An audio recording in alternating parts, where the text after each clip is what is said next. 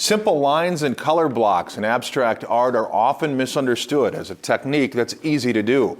But for this week's In Focus, Jamil Donath takes us inside the work of a minimalist painter who shows us how less is more.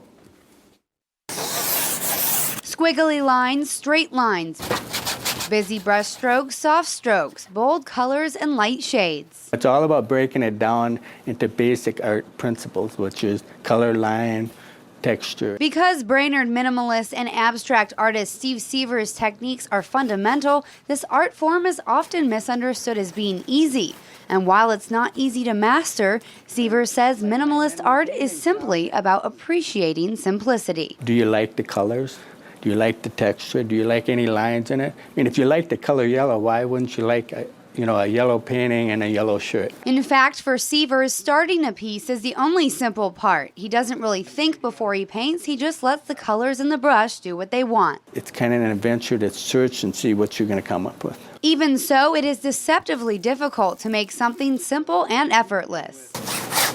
It requires a vast knowledge of how to use subtleties and layering to create interesting textures. Just subtle hints of different colors that you don't see maybe from 5-6 feet away, but if you were to get closer, that you would see that there's many layers of color, and I'm letting some of them come through.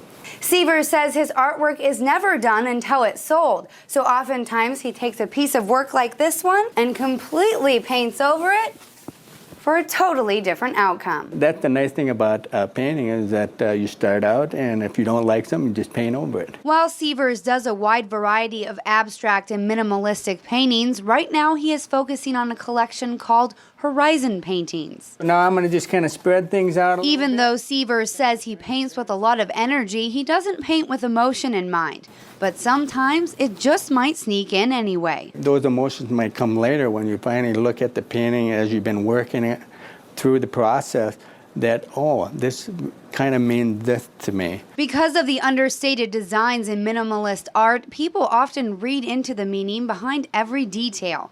However, for Seevers, in most cases, minimalism is more about the viewer's experience than the artist's. The viewer is the one that makes the judgment. And if what they see and what they feel is more about the art than what the artist does. So although basic in theory, in reality, minimalistic art is not simple at all. From the techniques to the design to the interpretation, when you look at these paintings, you have to literally look between the lines. For this week's In Focus, Jamil Donath, Lakeland News.